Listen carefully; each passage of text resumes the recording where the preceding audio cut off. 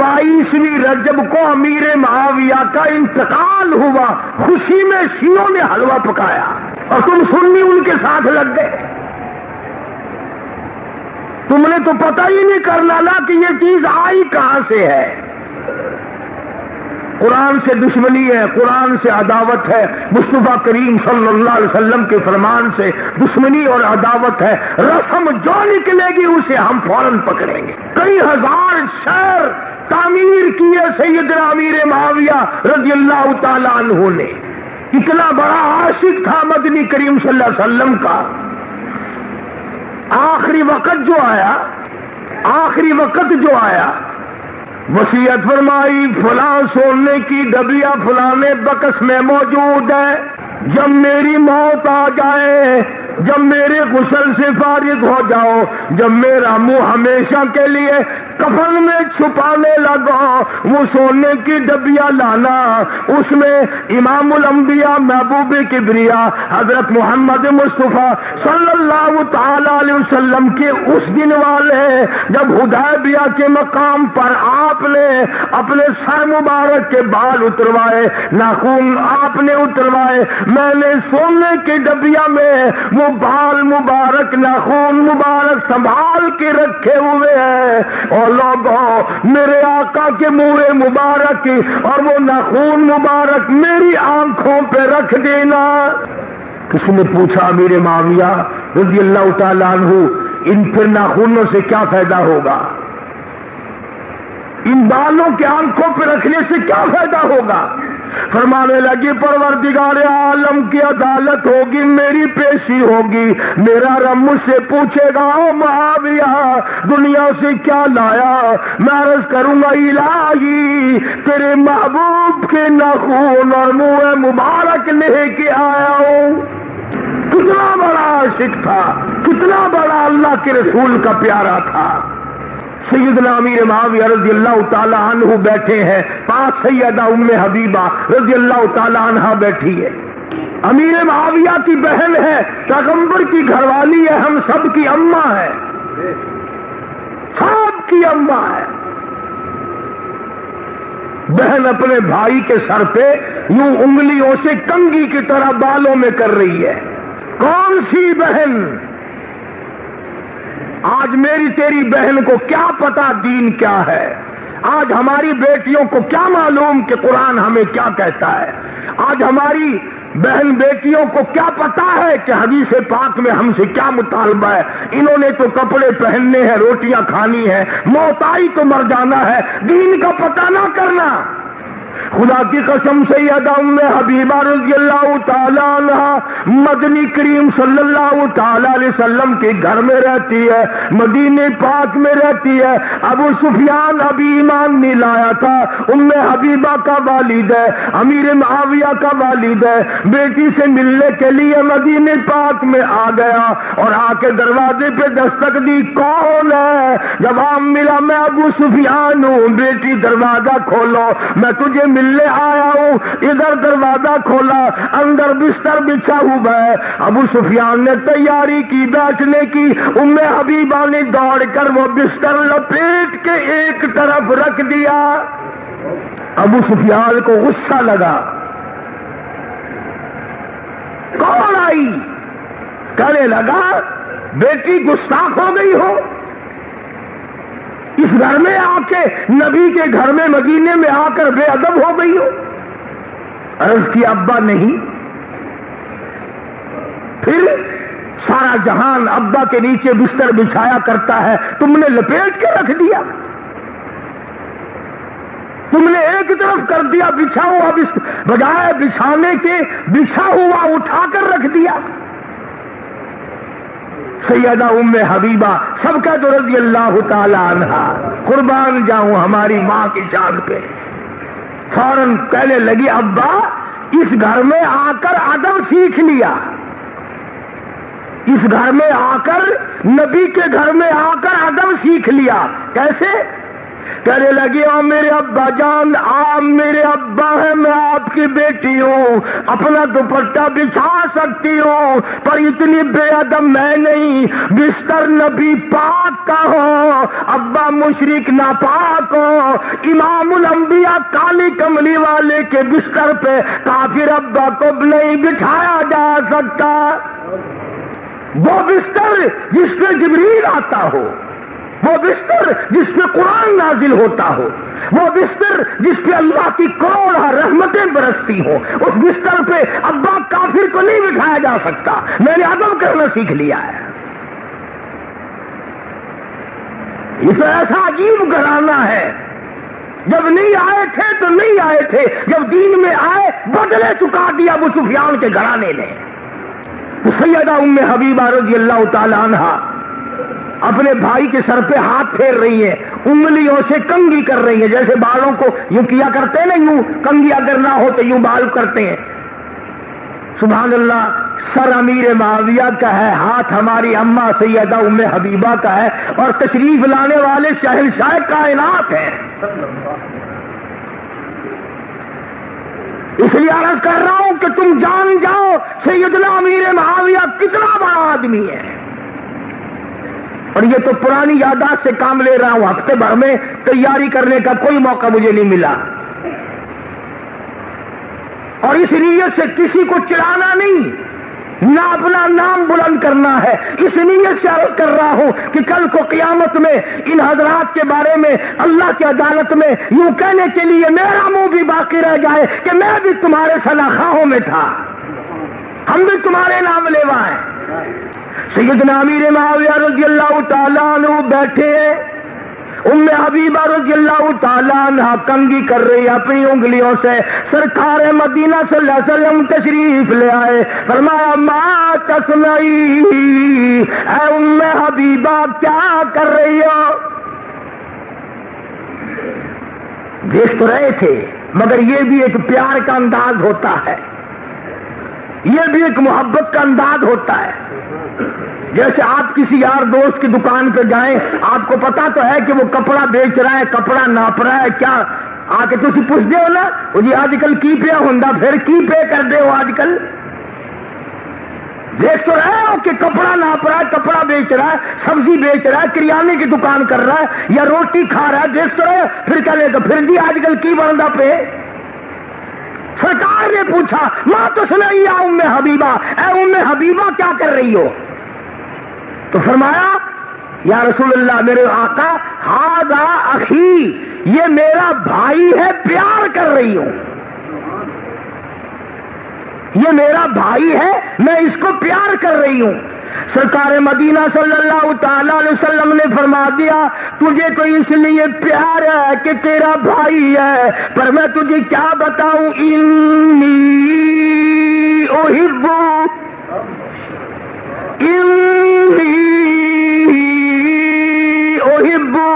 یہ تو مجھے بھی بڑا پیارا لگتا ہے،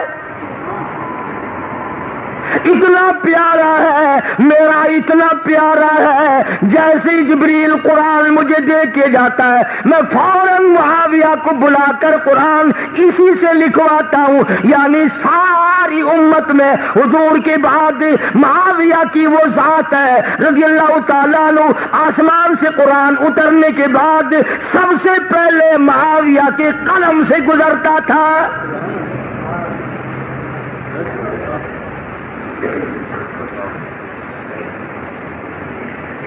بہت بڑی شان کا مالک ہے،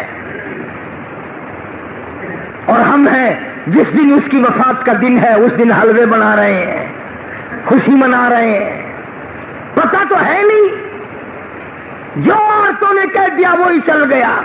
قبر میں اللہ میاں کے فرشتے آ کے پوچھیں گے نا من ربوں کا، ماں دینوں کا، ماں نبیوں کا، تیرا رب کون ہے، تیرا دین کیا ہے، تیرا ایمان کیا ہے؟ کئی لوگ تو اسی وقت ہی کہہ دیں گے نا نکاح نے پوچھا گے پھر دسیں گے۔ عورتوں کا ایمان، قرآن کریم کی پوری تفسیر کو اٹھا کر دیکھو، اس قسم کی رسم کی کئی گنجائش ہے؟ معراج شریف کتنی فضیلت والی بات ہے، اس کا کوئی ذکر نہیں کرتا۔ اس کے بارے میں کوئی نہیں کہتا کہ اللہ پاک نے کسی مہینے میں کتنی عظمت بخشی. ابھی ہمارے یہاں کی تقریباً جتنی عورتیں ہیں یہ معراج شریف کا مہینہ نہیں کہتی، آپس میں پوچھتی ہیں نا تیرے بیٹے کی کون سی تاریخ آئی شادی کی، اگر کنڈوں کی 13ویں تاریخ کا ہے. کیا ذہنیت بگڑی ہوئی ہے. حضور اکرم صلی اللہ علیہ وسلم معراج شریف کی رات میں، ملاقات والی رات میں ان مقامات سے گزر رہے ہیں جو اللہ پاک نے معراج والی رات میں امت کے اعمال کے نتیجے کے طور پر دکھلائے.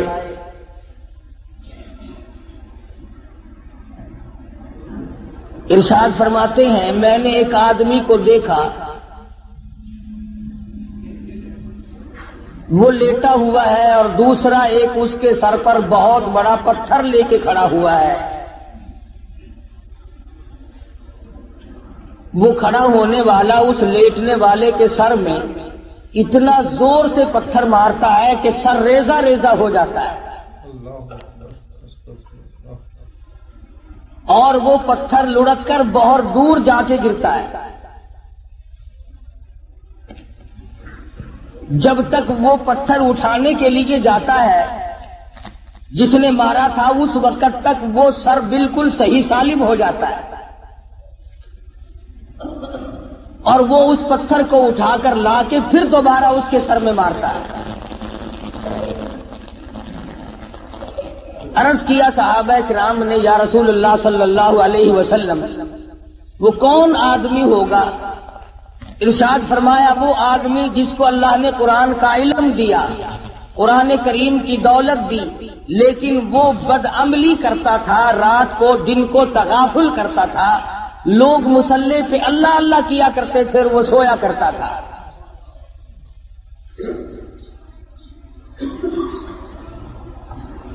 ارشاد فرمایا ہم آگے چلے تو ہم نے دیکھا چند آدمی ہیں، ان کے پیٹ گنبد کی طرح بڑے بڑے ہیں اور ان میں بچھو اور سانپ صاف شفاف پھرتے ہوئے نظر آتے ہیں پیٹ میں. حضور صلی اللہ علیہ وسلم نے فرمایا کہ ہم نے پوچھا جبریل یہ کون لوگ ہیں؟ جواب ملا یہ امت کے سود کھانے والے لوگ ہیں، بیاج کھانے والے آدمی ہیں. آج احتیاط نہیں، پرہیزگاری نہیں، سوچو بچار نہیں. حدیث شریف میں آتا ہے جس کا مفہوم یوں ہے کہ جس نے 4 آنے سود کے کھائے، بیاج کے کھائے، گویا اس نے اپنی سگی ماں سے 35 مرتبہ زنا کیا ہے.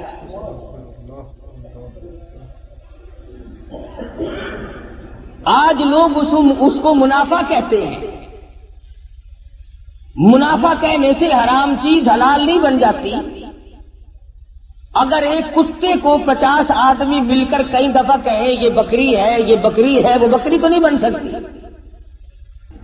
ارشاد فرمایا مدنی کریم صلی اللہ تعالی علیہ وسلم نے ہم نے ایک آدمی کو دیکھا جس آدمی کو جنت کے دروازے کی طرف سے اس کا نام لے کر آواز آئی، وہ دوڑ کے اس کی طرف گیا، اس کے جانے سے پہلے وہ دروازہ بند ہو گیا. پھر دوسرے دروازے سے آواز آئی، اس کی طرف دوڑ کر گیا، پھر وہاں سے بھی بند ہو گیا. پھر تیسرے دروازے کی طرف سے آواز آئی. یہی جنت کے ہر دروازے سے آواز آتی ہے، وہ دوڑ کے جاتا ہے تو دروازہ فوراً بند ہو جاتا ہے. پوچھا گیا یہ کون آدمی؟ ارشاد فرمایا مدنی کریم صلی اللہ تعالی علیہ وسلم نے یہ وہ آدمی ہوگا جو دین کے معاملے میں لوگوں سے دھوکہ کیا کرتا تھا.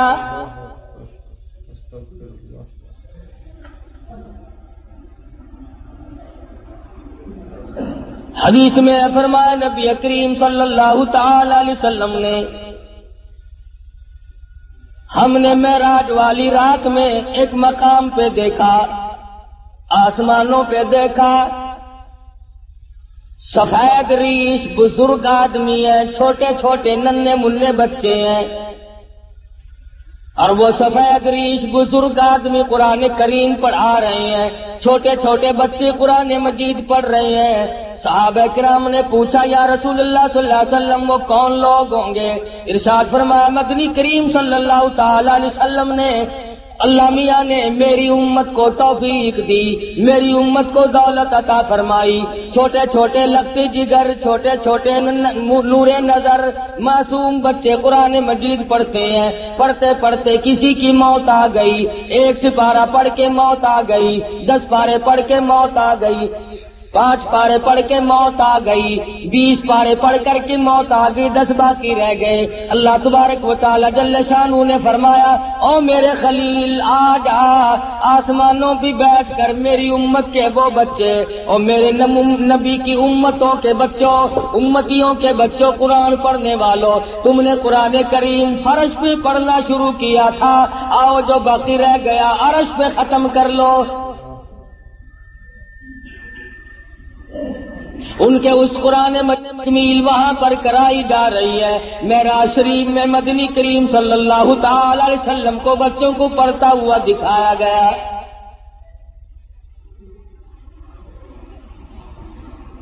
سرکار مدینہ صلی اللہ تعالی علیہ وسلم براق پہ سوار ہے، بیت المقدس میں تشریف لے آئے۔ خداوند کریم نے انبیاء متعددہ بلایا ہوا ہے، سارے انبیاء کرام کو دعوت دی ہوئی ہے، آؤ آج میرے محبوب تشریف لائیں گے، تم سب آ جاؤ۔ آدم صفی اللہ موجود ہے، نوح نبی اللہ موجود ہے، موسیٰ کلیم اللہ موجود ہے، ابراہیم خلیل اللہ موجود ہے، اسماعیل ذبیح اللہ موجود ہے، یعقوب علیہ السلام تشریف لائے ہوئے ہیں، یوسف علیہ السلام تشریف لائے ہوئے ہیں، اسحاق علیہ السلام تشریف لائے ہوئے ہیں، زکریا یحییٰ علیہ السلام تشریف لائے ہوئے ہیں، عیسیٰ علیہ السلام تشریف لائے ہوئے ہیں۔ سارا انبیاء متعددہ بیت المقدس میں آپ کا انتظار کر رہا ہے۔ اندازہ لگاؤ مسلم تم کس نبی کا کلمہ پڑھتے ہو، کس نبی کے امتی ہو، کس نبی کی عظمت کو برقرار رکھتے ہو۔ تمہارے ہمارے نبی کی کتنی بڑی عظمت ہے، کتنی بڑی شان ہے، کتنا بڑا مرتبہ ہے، کتنا بڑا مقام ہے، کتنی بڑی برتری اور بزرگی ہے۔ 1,24,000 انبیاء کرام تشریف فرمائے، انتظار کر رہے ہیں آمنہ کے در یتیم کا۔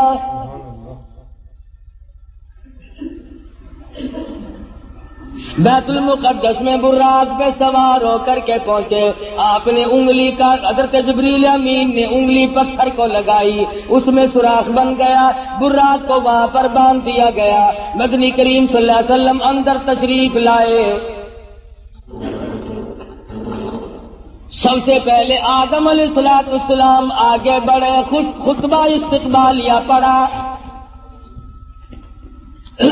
مبارکباد دی، مرحبا یا ابن صالح، او میرے بیٹے میں فخر کرتا ہوں، میری آل میں سے، میری نسل میں سے، انسانوں میں سے، آدمیوں میں سے اللہ تبارک و تعالیٰ نے آپ جیسے حبیب لبیب کو پیدا فرمایا۔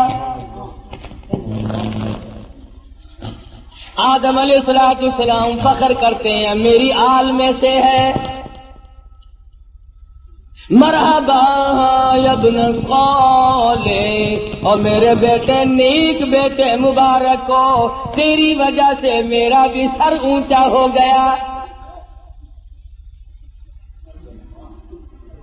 نوح علیہ السلام تشریف لائے، ابراہیم خلیل اللہ تشریف لائے، اسماعیل ذبیح اللہ نے مبارکباد دی، ایک ایک پیغمبر بڑھ کے آگے استقبال کر رہے ہیں۔ مدنی کریم صلی اللہ تعالی علیہ وسلم کو انبیاء کرام کے جرمٹ میں چاروں طرف سے گھیرا ہوا ہے۔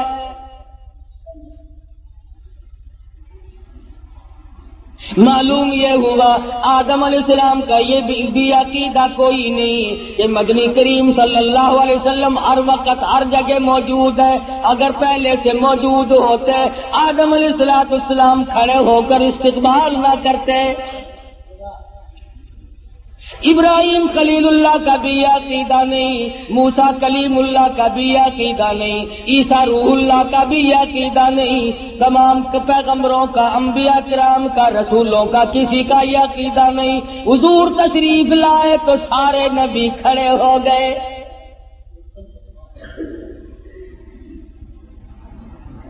حضرت جبریل امین نے اذان دی، جبریل امین نے اذان دی بیت المقدس میں۔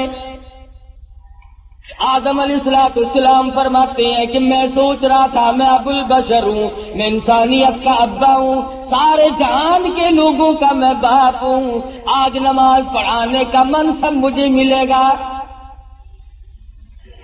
آج امامت کا سہرا میرے سر بندھے گا، میں سارے جہان کے انسانوں کا ابا ہوں، میں سب سے بڑا ہوں، سب سے پہلے پیدا ہوا ہوں، اس لیے امامت مجھے ملے گی۔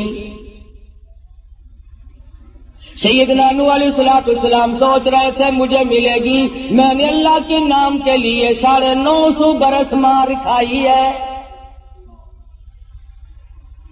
ابراہیم خلیل اللہ سوچ رہے ہیں میرا نمبر لگے گا، مجھے آج منصب امامت ملے گا، میں نے بڑی مار کھائی ہے، چیخا میں مجھے ڈالا گیا، میں نے بڑی قربانیاں دی ہیں۔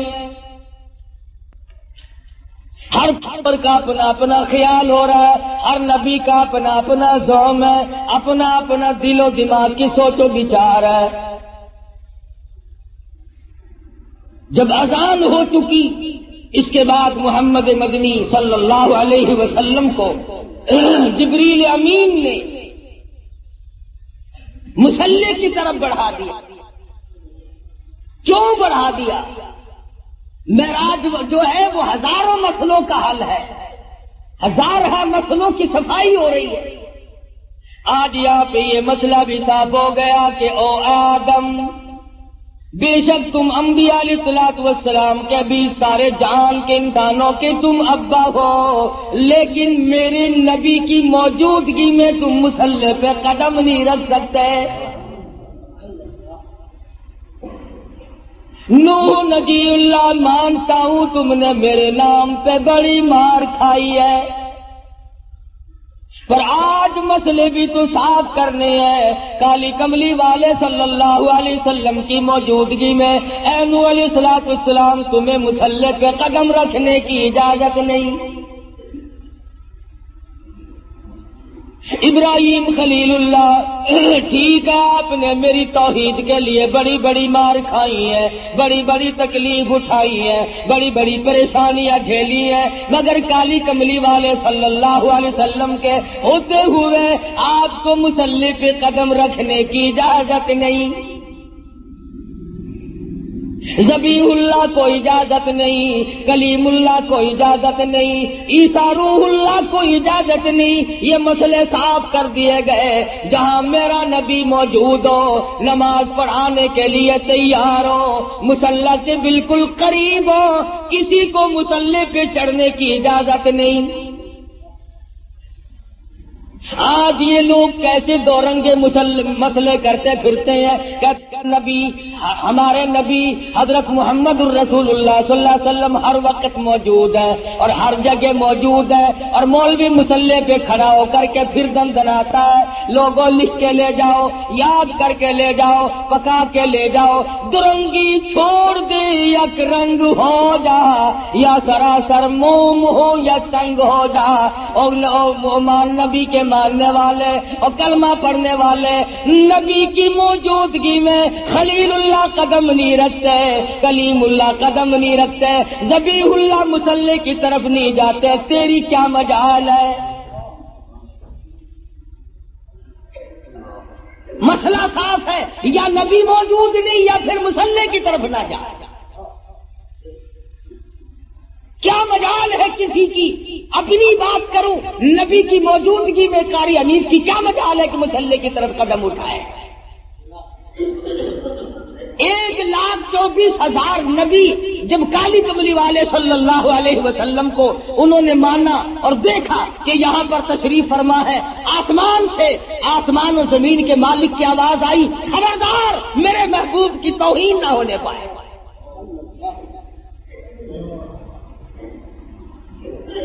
جب نبی موجود ہوگا مسلح پہ کسی کو چڑھنے کی اجازت نہیں، اور جب نبی موجود نہیں ہوں گے تو مسلح پہ آپ اور میں ہم سب جو اس کا منصب کا اہل ہوگا وہ چڑھ سکے گا۔ پتہ چلا کہ ہر وقت اور ہر آن، ہر گھڑی، ہر لمحہ، ہر جگہ نبی موجود نہیں۔ اگر نبی موجود ہے تو یہ بیت المقدس میں انتظار کس کا کر رہے ہیں؟ یہ آدم علیہ السلام، یہ نوح علیہ السلام، یہ سارے نبی کس کا انتظار کر رہے ہیں؟ وہ یہاں نہیں تھے جبھی تو انتظار ہوا۔ اور پھر سارے نبیوں نے اکٹھے ہو کر کے کیا کیا؟ کوئی دنیا کی طلبگار نہیں بنے، دنیا کی طلبگار نہیں بنے، کچھ نہیں مانگا۔ اللہ تعالی علیہ وسلم نے نماز پڑھائی، سارے انبیاء کرام نے اقتدا فرمائی،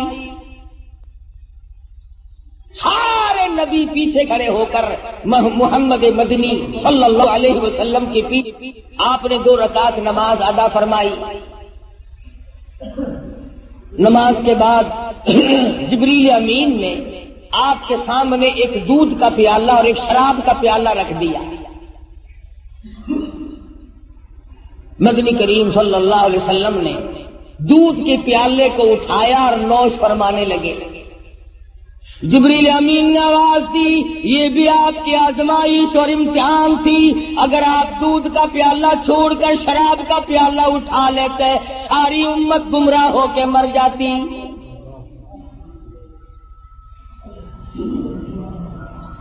یہ جو اب بھی پیتے ہیں انہیں ہے اس بات کا احساس کہ شراب کی حرمت اور نجس ہونے میں کسی کو کیا تردد ہے؟ قرآن کریم میں جہاں شراب کی حرمت کا ذکر فرمایا انما حرم علیکم المیتۃ والدم ولحم الخنزیر وما اہل به لغیر اللہ۔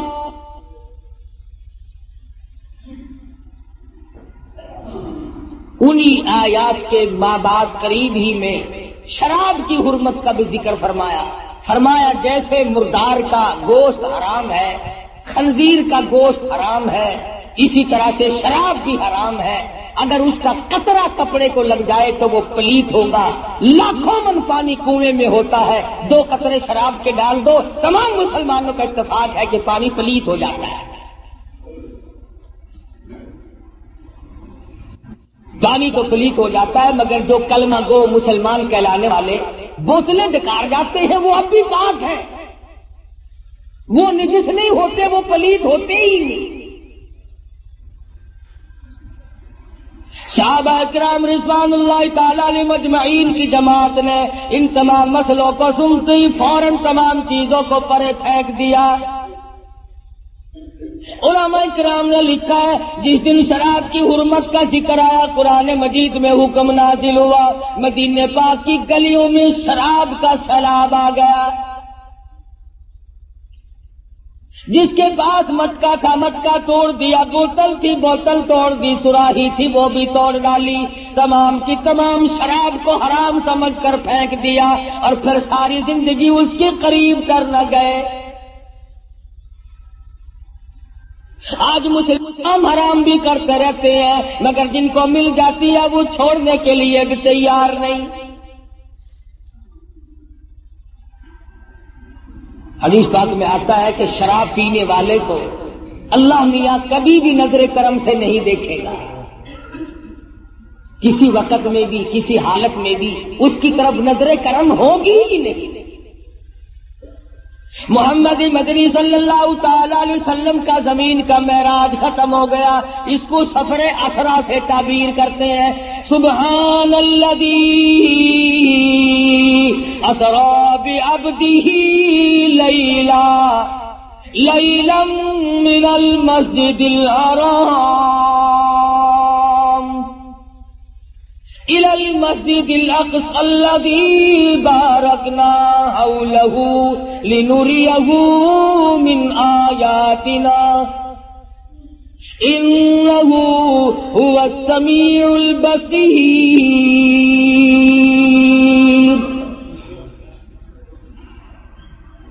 ذات ہے وہ ذات جس نے یہ سارا سفر کرایا، جو زمین میں بیت المقدس سے بیت الحرام سے لے کر کے بیت المقدس تک لے گیا، اور راستے میں بڑے بڑے عجائب دکھائے، بڑے بڑے منظر دکھائے۔ یہاں تک علماء کرام نے لکھا ہے کہ جنت و دوزخ کی بھی سیر کرائی۔ مدنی کریم صلی اللہ تعالی علیہ وسلم نے ارشاد فرمایا، جب میں نے جہنم کو دیکھا تو اس میں اکثریت عورتوں کی پائی۔ فرمایا جب میں نے جہنم کو دیکھا اس میں عورتیں زیادہ تھیں، کئی حصے زیادہ مردوں سے عورتیں تھیں۔ صحابہ کرام نے عرض کیا یا رسول اللہ صلی اللہ علیہ وسلم اس کی وجہ کیا ہے؟ ارشاد فرمایا عورت کی ذات میں ناشکری بڑی ہے، 20 30 40 50 برس تک خامن اس کو کپڑا لا کے دیتا رہے، اچھے سے اچھا کھلاتا رہے، ایک دن اگر تنگی کہا جائے تو فوراً کہتی ہے تیرے گھر میں ہم نے کبھی کچھ بھی نہیں دیکھا۔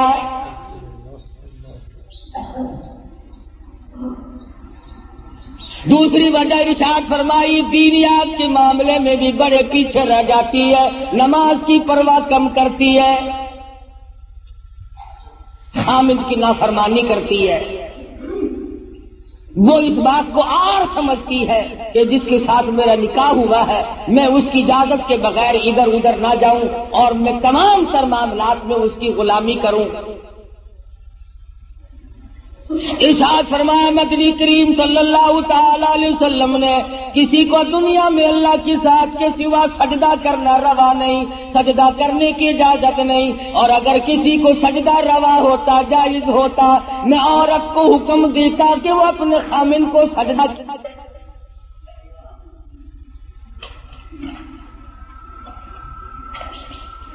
ارشاد فرمایا مدنی کریم صلی اللہ تعالی علیہ وسلم نے عورتیں شرک کے اندر بڑی زیادہ مبتلا ہوتی ہیں، عقیدہ بڑا کچا رکھتی ہیں۔ پتہ چل گیا نا کہ فلاں علاقے میں کہ ننگا ملنگ بیٹھا ہے، بالکل ننگا بابا بیٹھا ہے، جاؤ سب کی بگڑی بناتا ہے، چل پڑتی ہے۔ کیا مسلمانی ہے، کیا ایمان ہے، کیا قرآن ہے؟ اور ظالم و ننگا ہونا کوئی علامت ہے خدا بننے کی؟ خدا کا پیارا ہونے کی علامت کس نے بتائی؟ مدنی کریم صلی اللہ تعالی علیہ وسلم کو جبریل امین نورانی زینر پیری کے ذریعے آسمانوں کے پہلے آسمان کے قریب لے گئے، دروازے پہ دستک دی، اوپر سے پوچھا مما کا کون ہے؟ آواز دی انا جبریل۔ کون ہے؟ میں جبریل ہوں۔ مما کا تیری ساتھ کون ہے؟ کہتا مائی محمد صلی اللہ علیہ وسلم۔ اور آسمان کے نوری فرشتوں تمہیں مبارک ہو، تم آج تک بڑے مشتاق تھے، بڑے منتظر تھے، تمہارے بڑے ارمان تھے، بڑی حسرتیں تھی، آج میری ساتھ محمد مدنی صلی اللہ علیہ وسلم تشریف لائے۔ پہلے آسمان پہ فرشتے قطار باندھے ہوئے تھے، دیدار کے مشتاق تھے، منتظر تھے۔ مدنی کریم صلی اللہ علیہ وسلم آسمان پہ پہنچے، فرشتوں نے دیدار کیا۔ مسلمانوں، جس کی دیدار کے مشتاق اور آرزومند آسمانوں کے بیت المعمور کے فرشتے، ان کے دیدار کے تم مشتاق کیوں نہیں بنتے؟ مبارک ہے ان لوگوں کو جن کو اس دنیا ہی میں حضور کی زیارت ہوئی۔ مولانا مظفر حسین کاندھلی رحمت اللہ علیہ پانی پت سے کاندھلے تشریف لے جانے لگے تو راستے میں مسجد آئی، ویران سی مسجد ہے، آباد نہیں ہے، تو مولانا نے اذان دی اور نماز عشاء کے قریب ایک آدمی آیا اور 3 روٹیاں لا کر کے حضرت مولانا کے حوالے کر دی۔ نے روٹیاں کھا لی، نماز پڑھی، سو گئے۔ فرماتے ہیں مجھے ایک ہی رات میں 3 مرتبہ مدنی کریم صلی اللہ علیہ وسلم کی زیارت ہوئی، 3 مرتبہ دیدار نصیب ہوا سرکار دو جہاں حضرت محمد الرسول اللہ صلی اللہ علیہ وسلم۔ فرماتے ہیں میرا دل للچایا، مجھے حسرت آئی، میری آرزو ہوئی کہ یہ تو بڑی مبارک جگہ ہے، مجھے یہی ٹھہرنا چاہیے، میں یہ جگہ چھوڑ کے نہیں جاتا۔ اگلے دن وہیں قیام کیا، اگلی رات آئی، وہی نماز کا وقت آیا اور ایک آدمی آیا اور اس کے ہاتھ میں 2 روٹیاں تھی، مولانا 2 روٹیاں دے دی۔ مولانا فرماتے ہیں میں 2 روٹیاں کھا کر کے سو گیا، اس رات میں مجھے 2 مرتبہ حضور اکرم صلی اللہ علیہ وسلم کی زیارت ہوئی۔ میں بڑا حیران ہوا کہ کل تو 3 دفعہ ہوئی تھی، آج 2 دفعہ ہوئی ہے۔ تیسری رات جب آئی تو وہی آدمی آیا اور اس کے پاس 1 روٹی تھی اور اس نے 1 روٹی میرے حوالے کی اور کہنے لگا مولانا آپ آج یہاں نہ ٹھہرنا، کل قیام نہ کرنا۔ ٹھہرا ہوں، پہلی رات کو 3 مرتبہ ہوا، دوسری مرتبہ 2 رات ہوا، آخری رات 1 دفعہ ہوا، اور میں یہ سمجھ گیا ہوں کہ یہ بات اس جگہ کی نہیں۔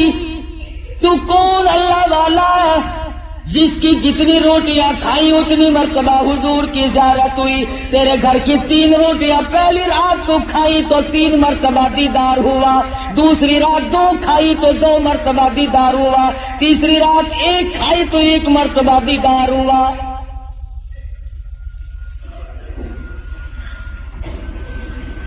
تو ایسا کیا عمل کرتا ہے؟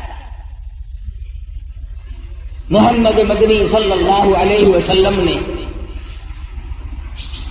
ایسی لوگوں کے دلوں میں محبت پکڑی ہے، امت کے وہ لوگ جو سب کچھ قربان کر دیں۔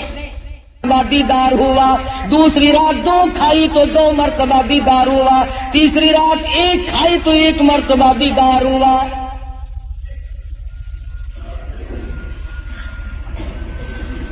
تو ایسا کیا عمل کرتا ہے؟ محمد مدنی صلی اللہ علیہ وسلم نے ایسی لوگوں کے دلوں میں محبت پکڑی ہے، امت کے وہ لوگ جو سب کچھ قربان کر دیں۔ وہ آدمی کہنے لگا مولانا مزدور آدمی ہوں، پہلے دن میری مزدوری اتنی بنی تھی کہ 3 روٹیوں کا آٹا تھا اور ہمارے گھر میں فاقہ تھا، میں 1 روٹی لے کے چلا، بیوی نے پوچھا کہاں چلے ہو؟ میں نے بتایا مسجد میں ایک مسافر ہے۔ وہ کہنے لگی میری بھی لے جاؤ، میں بھی فاقی پہ فاقہ کر لوں گی۔ چھوٹے بچے نے پوچھا ابا روٹی کہاں لے چلے؟ کہا بیٹا مسجد میں مسافر ہے۔ تو کہا ابا میری بھی لے جاؤ۔ فرمایا میں اپنی بھی، بیوی کی بھی، بچے کی بھی، تینوں کی لے آیا تھا، اور دوسرے دن بچے کی حالت خراب ہو گئی۔ میں نے اور میری بیوی نے تیسرے دن بھی فاقے پہ فاقہ کر لیا۔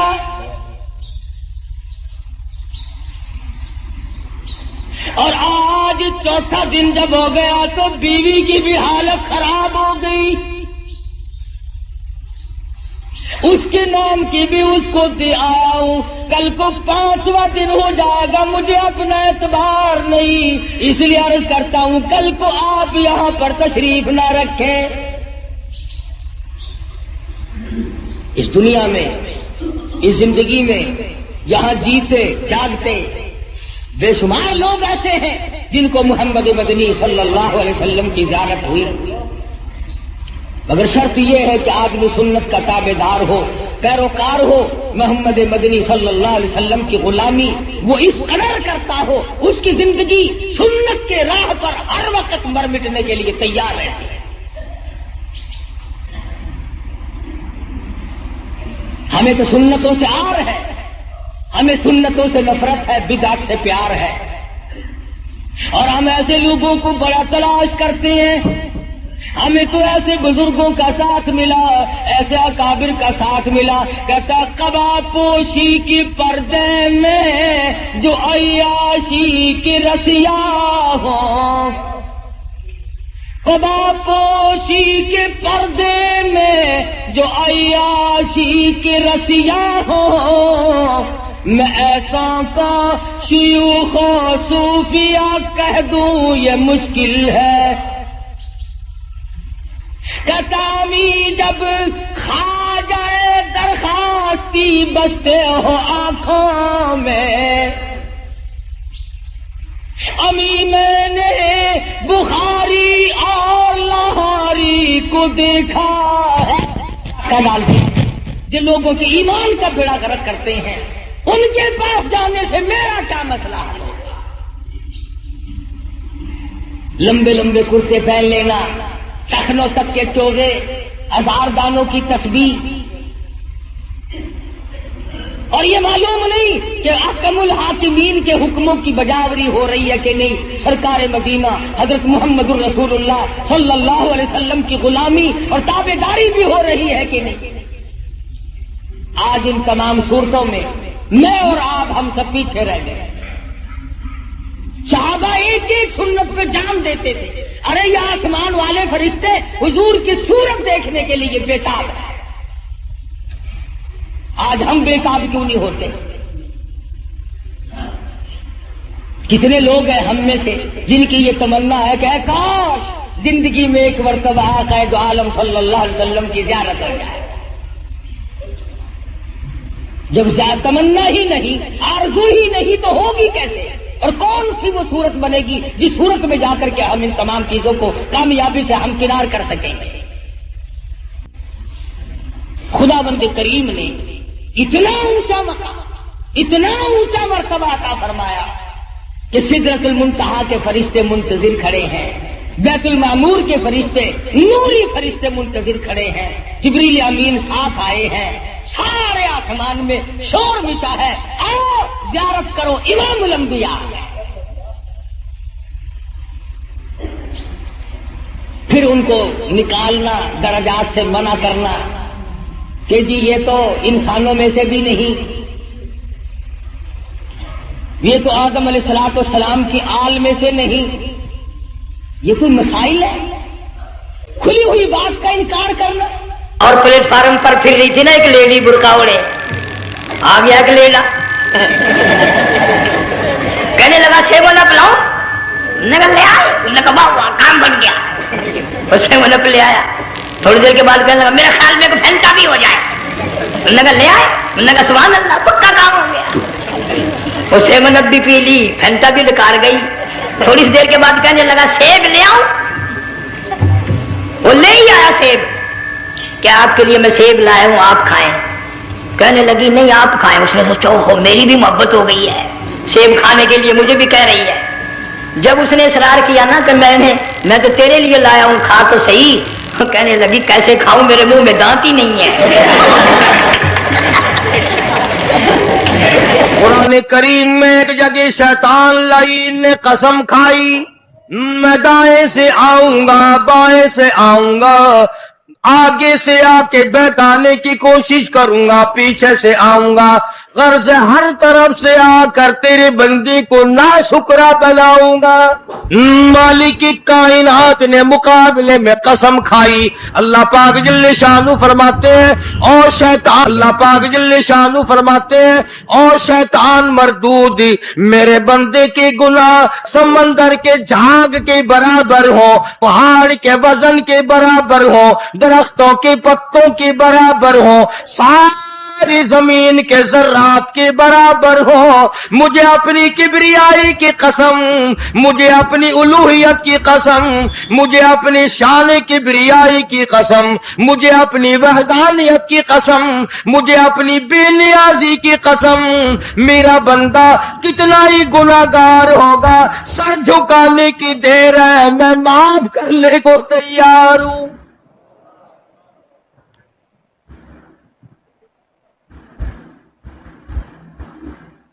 فرمایا 5 چیزیں جب کسی کو عطا ہو جائیں تو 5 چیزیں خود بخود اللہ پاک عطا فرما دیتے ہیں۔ 5 چیزیں جب کسی کو مل جائیں اللہ پاک جل شانہ رحیم کریم ذات 5 چیزیں خود بخود عطا فرماتے ہیں۔ توجہ کریں، فرمایا جب میرا بندہ شکر کرتا ہے، میرا بندہ شکر کرتا ہے، میرے انعام کا شکر کرتا ہے، قدر کرتا ہے، فرمایا میں اس نعمت میں اضافہ کرتا چلا جاتا ہوں۔ فرمایا لئن شکرتم لأزیدنکم، اور میرے بندو اگر شکر ادا کرو گے، میرے انعام کی قدر کرو گے، آنکھ کا شکریہ ادا کیا کر، قرآن دیکھا کر، کان کا شکریہ ادا کیا کر، قرآن کریم سنا کر، زبان کا شکریہ ادا کیا کر، قرآن کریم کی تلاوت کیا کر، درود پاک نبی کریم صلی اللہ علیہ وسلم کی ذات میں پڑھا کر، پاؤں کا شکرانہ ادا کیا کر، مسجد کی طرف چل کے جایا کر، ہاتھوں کا شکرانہ ادا کیا کر، اس سے قرآن کریم کی ورق گردانی کیا کر، اس سے قرآن کریم کی اور ہاتھ کو کھولا کر۔ جب یہ چیزیں عطا ہو جائیں، فرمایا پہلی چیز یہ ہے جب بندے کو شکر مل جاتا ہے اور جب شکر کرتا ہے میرے انعام کی قدر کرتا ہے، میں اس میں اور اضافہ کر دیتا ہوں۔ اب بندے کی عادت یہ ہے کہ اللہ پاک نے اگر اس کو 100 روپے عطا فرمائے، بندے کی یہ عادت ہے کہ اللہ پاک نے اگر اس کو 100 روپے عطا فرمائے، اب وہ 2.5 دیتا ہوا رو رہا ہے کہ اے اللہ مجھے یہ 97.5 کیوں دیے، مجھے نہ دیتا تو اچھا تھا، یہ ناشکری ہوئی۔ فرمایا لئن شکرتم لأزیدنکم، اگر تم میرا شکر ادا کرو گے میں انعام میں زیادتی کروں گا، وَلَئِن كَفَرْتُمْ، اگر تم ناشکری کرو گے إِنَّ عَذَابِي لَشَدِيدٌ، اگر ناشکری کرو گے نعمت بھی چھین لوں گا، عذاب میں بھی مبتلا کروں گا۔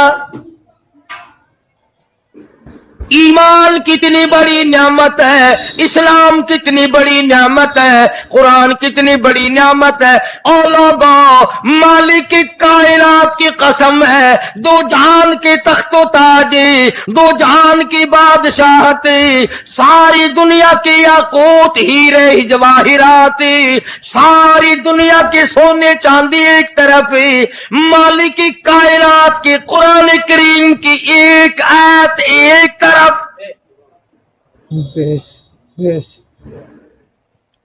اندازہ تو لگا، اس کی مہربانی کا اندازہ تو کر۔ فرمایا شکر ادا کرتے جاؤ، انعام زیادہ لیتے چلے جاؤ، اگر ناشکری کرو گے نعمت بھی چھین لوں گا، سلب کر لوں گا اور عذاب میں بھی گرفتار کروں گا۔ دوسری فرمایا اگر صبر کرو گے تو میں تمہارے اجر کو بڑھا دوں گا۔ فرمایا انما یوفی الصابرون اجرهم بغیر حساب، صبر کرنے والوں کا حساب و کتاب نہیں۔ اللہ غنی، علماء کرام نے لکھا ہے میدان محشر برپا ہوگا، قیامت برپا ہوگا، نفسی نفسی کا عالم ہوگا، بڑے بڑے انبیاء نفسی نفسی پکار اٹھیں گے، ایک منادی ندا کرے گا، ایک پکارنے والا پکارے گا، آواز آئے گی اہل فضل لوگ آؤ اور جنت میں چلے جاؤ۔ ایک طبقہ اٹھے گا، ایک جماعت اٹھے گی، جنت کا رخ کرے گی، فرشتے پوچھیں گے کدھر چلے ہو، وہ کہیں گے جنت میں، فرشتے کہیں گے حساب و کتاب سے پہلے، وہ کہیں گے ہاں حساب و کتاب سے پہلے اللہ نے ہمیں عطا فرما دی۔ پھر اعلان ہوگا صبر والے لوگ کہاں ہیں؟ ایک جماعت اٹھے گی اور جنت کی طرف چلے گی. فرشتے پوچھیں گے تم کہاں چلے ہو؟ وہ کہیں گے ہم جنت کی طرف چلے ہیں. کیا ابھی تو حساب و کتاب بھی نہیں ہوا؟ وہ لوگ کہیں گے مالک کائنات نے ہم پر اتنا بڑا کرم فرمایا جاؤ تم نے میرے نام کی وجہ سے جو مصیبت اٹھائی تم نے ان کا حساب نہ کیا، آج تمہارا حساب میں نہیں کرتا. سبحان اللہ. تو فرمایا صبر کرنے سے اتنا بڑا ثواب عطا ہو جاتا ہے جو ختم نہیں ہوتا. تیسری چیز اگر عطا ہو جائے تو اللہ پاک اس کے ساتھ والی چیز خود بخود عطا فرما دیتے ہیں. اگر استغفار کی توفیق ہو جائے تو بخشش لازمی ہو جاتی ہے. فرمایا فَقُلْتُ اسْتَغْفِرُوا رَبَّكُمْ إِنَّهُ كَانَ غَفَّارًا. پکارا اس اپنے پروردگار کو واستغفر اللہ ان اللہ غفور رحیم. فرمایا میں خدا معافی دینے والا ہوں. جھولی پھیلا طلب کر مانگ تو صحیح میں تجھے اتنا دوں گا ختم کبھی نہیں ہوگا. تو استغفار کی جب توفیق ہو جائے تو مغفرت عطا ہو جاتی ہے. اور چوتھی چیز جب توبہ کی توفیق ہو جائے تو قبولیت بھی ساتھ ساتھ آ جاتی ہے. فرمایا وَهُوَ الَّذِي يَقْبَلُ التَّوْبَةَ وَيَعْفُو عَنِ السَّيِّئَاتِ. وَهُوَ الَّذِي يَقْبَلُ التَّوْبَةَ عَنْ عِبَادِهِ. میں اپنے بندوں سے برائیوں کو مٹا دیتا ہوں جب ان کو توبہ کی توفیق دیتا ہوں، ان کے گناہوں کو بدل کرنے کیا بنا دیتا. اور پانچویں چیز فرمائی میں اپنے بندے کو دعا کی توفیق پھر دیتا ہوں، پہلے قبولیت کا ارادہ کر کے بیٹھ جاتا ہوں.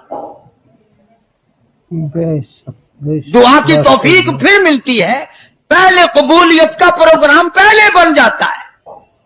تو اللہ پاک کی کتنی بڑی کریمی ہوئی کہ رمضان المبارک کا مہینہ آیا. امام الانبیاء محبوب کبریاء حضرت محمد مصطفیٰ صلی اللہ تعالی علیہ وسلم کی ذات اقدس ہے. گہری گہری سوچ میں ہیں، ٹھنڈے ٹھنڈے سانس لیتے ہیں. رنج کا سبب کیا ہے؟ پریشانی کی وجہ کیا ہے؟ علماء نے لکھا ہے کہ حضور صلی اللہ علیہ وسلم کی جب اس بات پہ نظر پڑی کہ پہلے نبیوں کی امتوں کی عمریں 1000 سال، 1200 سال، 800 سال کی عمر ایک آدمی کی. اب انہوں نے نیکی کی تو اور میری امت کی عمریں 50-60 سال کی، تو مقابلہ کیسے ہوگا؟ میری امت نیکیوں میں پہلے نبیوں کی امتوں سے گھٹ جائے گی. حضور کریم صلی اللہ علیہ وسلم کو اس بات کا رنج ہوا. تو اللہ پاک نے فرمایا کالی کملی والے عمروں کو دیکھ کر گھبرانا، رنجیدہ نہ ہو. میرے محبوب تیرا رنج مجھ سے نہیں دیکھا جاتا. میں تیری امت کو ایک رات ایسی عطا کرتا ہوں جو 1000 مہینے سے زیادہ بہتر ہے. یعنی ایک رات کی اگر عبادت کسی کو مل جائے، ایک رات کا پورا جاگنا اللہ اللہ کی کسی کو توفیق ہو جائے تو 83 سال 4 مہینے کا ثواب ملتا ہے. شب قدر کی جو رات ہے، لیلۃ القدر کی جو رات ہے، اگر وہ رات کسی کو مل جائے اور کوئی آدمی اس میں اللہ اللہ کرے، جاگے، پروگرام بنائے، مانگنے کا وقت پروگرام بنائے، دعا اللہ سے کرے، تو فرمایا کہ ایک رات کے جاگنے پر 83 سال 4 مہینے مکمل عبادت میں گزارنے کے برابر ثواب ملتا ہے. اور اگر کوئی رمضان کی آخری 10 راتیں جاگ کر گزار دے، جنت کی طلب میں گزار دے، جہنم کے ڈر میں گزار دے، قرآن کے شوق میں گزار دے، رب کو راضی کرنے کے لیے گزار دے، محمد مصطفیٰ صلی اللہ علیہ وسلم کی اطاعت اور فرما برداری کرتے ہوئے گزار دے. تو علماء نے لکھا ہے کہ 10 راتوں کو جاگنے والے کو 833 برس 4 مہینے جاگنے کا ثواب ملتا ہے.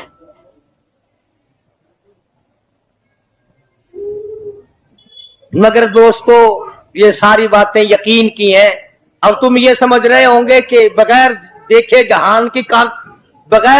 ہوئے جہان کی کہانیاں کہہ رہا ہے. نہ جنت دیکھی نہ دوزخ دیکھا، نہ موت کا ذائقہ چکھا، نہ قبر کا اندھیرا دیکھا.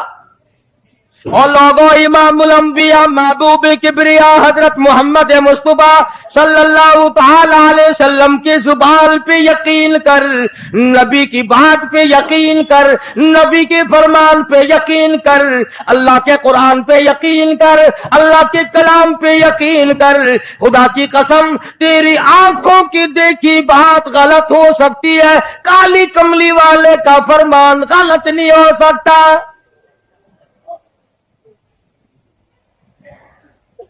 فرمایا اِنَّا أَنزَلْنَاهُ فِي لَيْلَةِ الْقَدْرِ،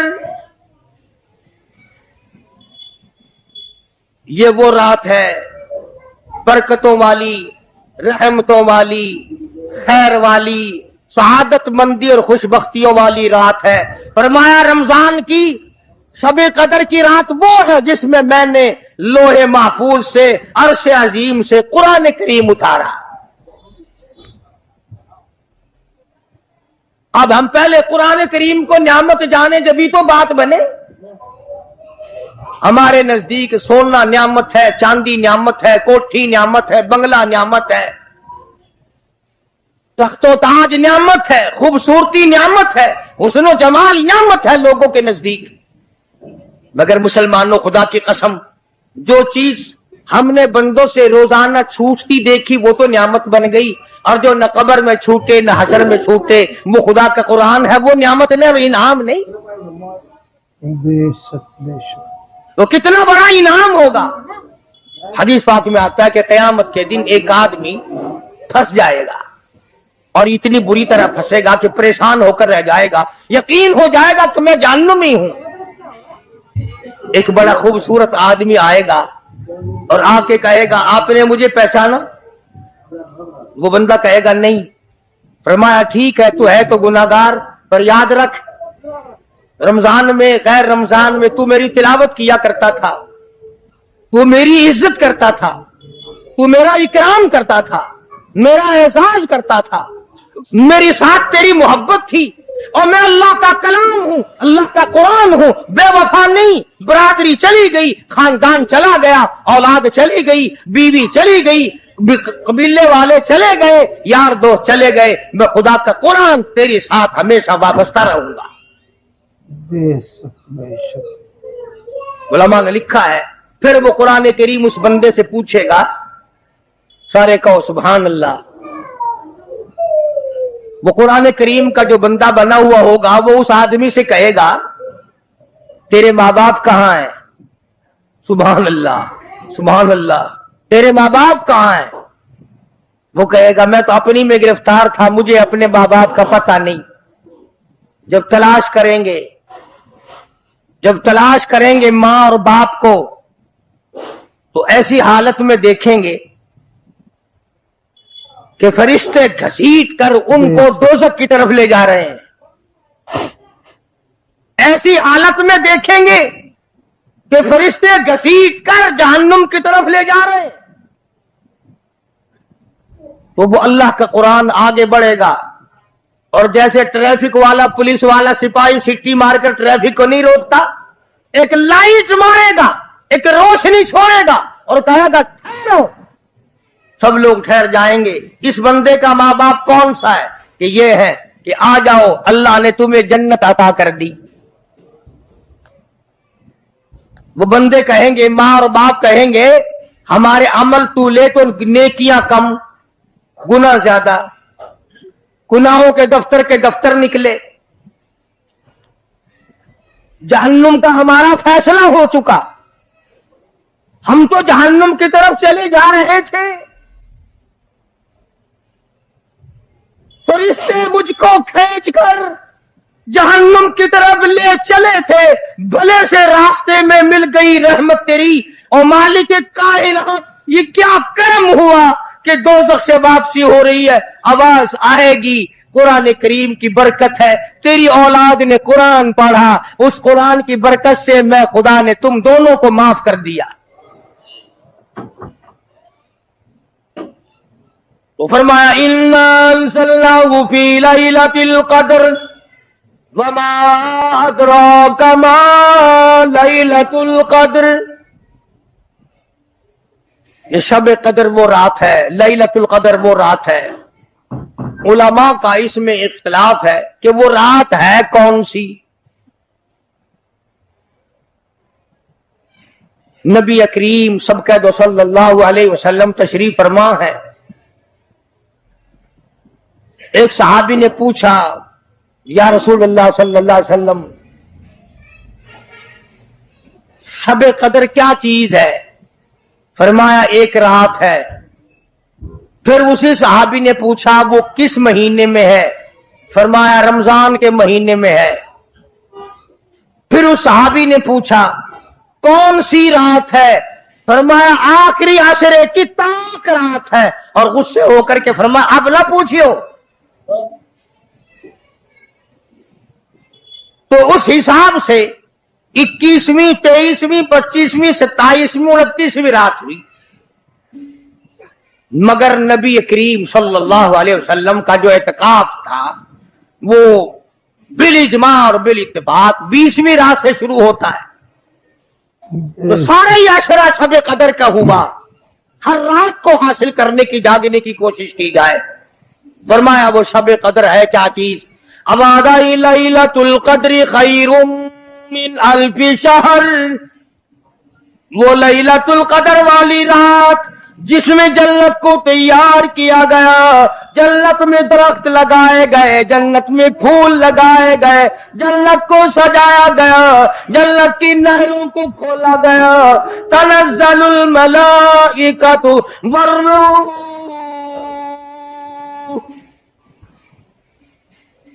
فرشتے آسمان سے اترتے ہیں، جبریل امین سب سے جھنڈا ساتھ لے کر تشریف لاتے ہیں اور بیت اللہ پہ نصب کر دیتے ہیں اور ساری امت کے لیے اعلان کرتے ہیں، اور فرشتوں پھیل جاؤ، ساری دنیا میں چلے جاؤ، گھروں میں چلے جاؤ، کشتیوں میں چلے جاؤ، علاقوں میں چلے جاؤ، لوگوں میں چلے جاؤ، جہاں بھی کوئی اللہ کو یاد کر رہا ہو، قرآن کی تلاوت کر رہا ہو، درود شریف پڑھ رہا ہو، استغفار کر رہا ہو، دعا کر رہا ہو، فرشتوں جاؤ ان کی دعاؤں پہ آمین کہو اور ان بندوں سے مصافحہ کرو۔ اتنا بڑا انعام اور اتنی بڑی رات۔ بعض علماء نے یہ لکھا ہے، توجہ کریں، کہ نبی کریم صلی اللہ علیہ وسلم کے سامنے بنی اسرائیل کے 4 نبیوں کا ذکر آیا، حضرت زکریا علیہ السلام، حضرت ایوب علیہ السلام، حضرت حزقیل علیہ السلام، حضرت یوشع علیہ السلام۔ ان 4 نبیوں کا ذکر خیر ہوا، اور یہ ذکر کیا گیا کہ ان نبیوں نے 80 سال اس طرح عبادت کی کہ آنکھ کے پلک جھپکنے کے برابر بھی غفلت نہ کی۔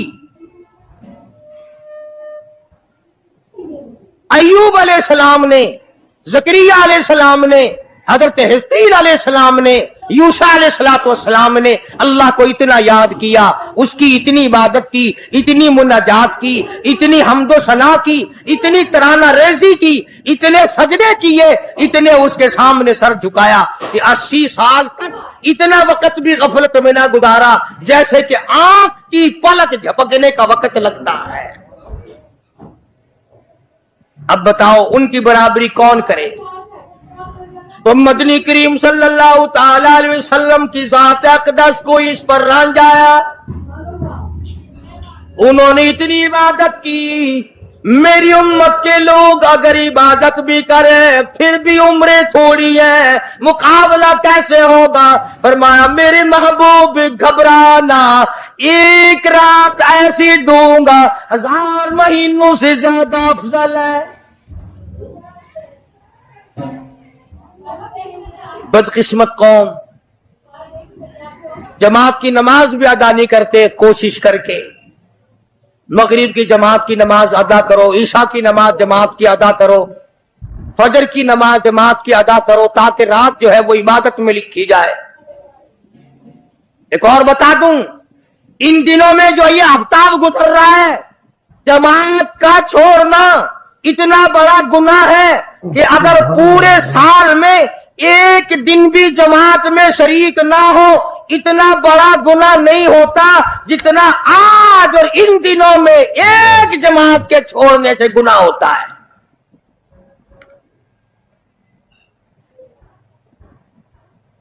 اور رحمت دو عالم صلی اللہ علیہ وسلم نے فرمایا کہ اس رات میں اللہ پاک اکثر اور بیشتر لوگوں کی مغفرت فرما دیتے ہیں، مگر 3 قسم کے 4 قسم کے آدمیوں کی نجات اب بھی نہیں ہوتی۔ مشرک کی نجات نہیں، دل میں کینہ رکھنے والے کی مغفرت نہیں، گھر میں تصویر شوقیہ رکھنے والے کی بخشش نہیں، گھر میں کتا اور خنزیر رکھنے والے کی بخشش نہیں، اور اس گھر میں رحمت کا فرشتہ داخل ہی نہیں ہوتا جس گھر میں بدماشی بدکاری کر کے کوئی مرد اور کوئی عورت بے غسلہ پڑا ہو۔ کس قدر اللہ تبارک و تعالیٰ کی پھٹکار ہے ان لوگوں پر جو محمد عربی صلی اللہ علیہ وسلم کی اطاعت اور فرما برداری نہ کرے۔ اتنا بڑا انعام، اتنا بڑا اجر، اتنی بڑی اللہ کی نعمت اور مہربانی اور اس کی قدردانی نہیں۔ فرمایا اس رات میں ساری رات اللہ پاک کی طرف سے ندا آتی ہے، اور گناہگار آ میں تجھے معاف کر دوں، اور بیمار آ میں تجھے شفا عطا کروں، اور تنگ دستی آ سوال کر میں تیری تنگ دستی کو دور کر کے فراخی عطا کر دوں۔ بات ساری یقین قرآن اور ایمان کے بغیر ہم قبروں میں تباہ ہو جائیں گے۔ حدیث میں آتا ہے نماز قضا کرنے کی وجہ سے اللہ پاک کی طرف سے قبر میں عذاب ہوتا ہے۔ ایک سانپ اتنا زہریلا، اتنا زہر والا مسلط کر دیا جاتا ہے، حضور کریم صلی اللہ علیہ وسلم کی ذات اقدس نے فرمایا اتنا زہریلا سانپ ہے، اگر دنیا میں پھنکار مار دے زمین پر قیامت تک سبز گھاس پیدا نہ ہو۔ گنجا ہوتا ہے سانپ، وہ سانپ اللہ پاک کے حکم سے مردے پہ مسلط ہو جاتا ہے، پیروں سے لے کر سر کی طرف کاٹتا ہوا چلا جاتا ہے، اور سر کے لے کر پیروں کی طرف کاٹتا ہوا آتا ہے۔ اور علماء نے لکھا ہے کہ اس کو زبان بھی اللہ نے دے رکھی ہے، وہ کہتا ہے فجر کی نماز قضا کرنے کی وجہ سے مجھے حکم ہے کہ میں تجھے ظہر کی نماز تک ماروں، اور ظہر کی نماز قضا کرنے کی وجہ سے عصر کی نماز تک ماروں، اور عصر کی نماز سے لے کر کے مجھے حکم ہے کہ تو نے عصر کی نماز قضا کی ہے اس کی وجہ سے مغرب تک ماروں، اور جب مغرب کی نماز تو نے قضا کی ہے اس کی وجہ سے عشاء تک ماروں، اور عشاء کی جو قضا کی ہے عشاء سے لے کر فجر تک ماروں، قیامت آ جائے میں تجھے مارتا ہی رہوں گا۔ تو عورتوں کو مردوں کو نماز کی نہایت پابندی کرنی چاہیے، اور شب قدر کی قدر کرو۔ حضرت عباس رضی اللہ تعالی عنہ کو مدنی کریم صلی اللہ علیہ وسلم نے فرمایا کہ اے عباس میں تجھے ایک نماز ایسی بتاتا ہوں، یا ہر روز پڑھ لیا کر، یا تیسرے دن پڑھ لیا کر، یا ہفتے میں ایک دن پڑھ لیا کر، یا مہینے میں ایک دفعہ پڑھ لیا کر، یا سال میں ایک دفعہ پڑھ لیا کر، یا عمر میں ایک دفعہ پڑھ لیا کر، اللہ پاک تیرے سارے گناہ معاف کر دے گا۔ وہ ہے صلاۃ التسبیح کے نام سے نماز، صلاۃ التسبیح۔ سبحان اللہ، ماشاء اللہ، سبحان اللہ والحمد للہ ولا الہ الا اللہ واللہ اکبر ولا حول ولا قوت الا باللہ العلی العظیم۔ اس طرح سے پڑھی جاتی ہے شمار کر کر کے، لوگ جانتے ہیں، عورتیں بھی جانتی ہیں، جس کو پتہ نہ ہو بعد میں مجھ سے پوچھ لینا۔ ہاں تمہیں یہ تو سب کو پتا ہے نا کہ اگر 10 کا نوٹ توڑاؤ تو ایک کے کتنے روپے آنے چاہیے، یہ سب کو معلوم ہے۔ کہ 100 کا نوٹ اگر ترائیں تو 10 کے کتنے آنے چاہیے؟ یہ سب کو پتا ہے کہ 5 کے نوٹ کے ایک کے کتنے آنے چاہیے، اور یہ کسی کو پتا نہیں کہ جب دم نکل رہا ہو تو منہ سے کیا کہنا چاہیے۔ یہ سب کو پتا ہے کہ کوٹھی، بنگلے، ایئر کنڈیشن، محلات ہونے چاہیے، اور یہ کسی کو پتا نہیں کہ قبر کی وحشت اور اندھیری کوٹڑی میں روشنی کا انتظام بھی ہونا چاہیے۔ تو مالک کائنات نے اسی لیے یہ وقت عطا فرمایا اور یہ نعمت مرحمت فرمائی رمضان المبارک کی اور شب قدر کی، کہ ساری رات میں سارا دن میں کمائی کرو، اللہ اللہ کرو، استغفار کرو۔ فرمایا آسمان سے فرشتے اترتے ہیں اور ہر گھر میں پھیل جاتے ہیں۔ کتنی بڑی بات ہے، جبریل کہتا ہے جاؤ اللہ اللہ کرنے والوں سے مصافحہ کر کے آؤ۔ فرشتے مصافحہ کرتے ہیں، اور جب رمضان المبارک کی آخری رات آتی ہے اس کو لیلۃ الجائزہ کے نام سے کہا جاتا ہے۔ ساری مخلوق کے اللہ پاک مغفرت فرما دیتے ہیں، ساری امت کی بخشش اور نجات کا ذریعہ بنا دیتے ہیں۔ تو فرمایا تنزل الملائکۃ والروح فیہا بإذن ربہم من کل امر سلام حتی مطلع الفجر۔ ساری رات سلامتی والی ہے، ساری رات نعمتوں والی ہے، رحمتوں بھری رات ہے، کرم بھری رات ہے، بھاگا والی رات ہے، رحمتوں والی رات ہے، اس لیے سلام۔ ہر شر سے امن ہے، سلامتی ہے، ہر فساد سے امن ہے، سلامتی ہے، ہر تکلیف سے امن ہے، سلامتی ہے۔ صحابہ کہتے ہیں کہ جب رمضان المبارک کا اخیر آیا کرتا تھا صحابہ چیخیں مار مار کے رویا کرتے تھے، الہی پھر رمضان نہ جانے کس کو آئے گا اور کس کو نہیں۔ مدینے کی گلیوں میں صحابہ رویا کرتے تھے، مدینے کی گلیوں میں چیخ و پکار ہوا کرتی تھی کہ ہائے گیا رمضان، رمضان چلا گیا، جا رہا ہے، نہ جانے پھر زندگی میں آئے گا یا نہیں آئے گا، ہمارے گناہ کیسے معاف ہوں گے، ہماری توبہ کیسے قبول ہوگی، ہماری استغفار کیسے قبول ہوگی، درود پاک کے درجے کیسے بڑھیں گے، تلاوت قرآن پاک پر انعام زیادہ سے زیادہ کیسے ملے گا۔ ان حضرات کا محمد کریم صلی اللہ علیہ وسلم کی ذات پہ یقین تھا۔ حضور کریم صلی اللہ علیہ وسلم سحری کھا رہے ہیں، صحابی آیا، فرمایا آؤ برکت والا کھانا کھا لو، اور فرمایا اسے ساری عمر نہ چھوڑنا۔ اندازہ لگا، پیٹ اپنا بھرو، کھانا کھاؤ، ذائقہ منہ میں لو اور ثواب بھی لو، اس نیت سے کھاؤ کہ کالی کملی والے کی سنت ہے، حضور کا حکم ہے، اس لیے یہ ارادہ نہ کرو کہ اس لیے کھا رہا ہوں دن میں بھوک نہ لگے، ثواب نہیں ملے گا۔ پھر ایک گھونٹ پانی پی، نیت یہ کر کے محمد عربی صلی اللہ علیہ وسلم کی فرما برداری کروں گا، حضور کی غلامی کروں گا، اطاعت کرتا کرتا مر جاؤں گا، اس پر اجر ملے گا، ثواب ملے گا۔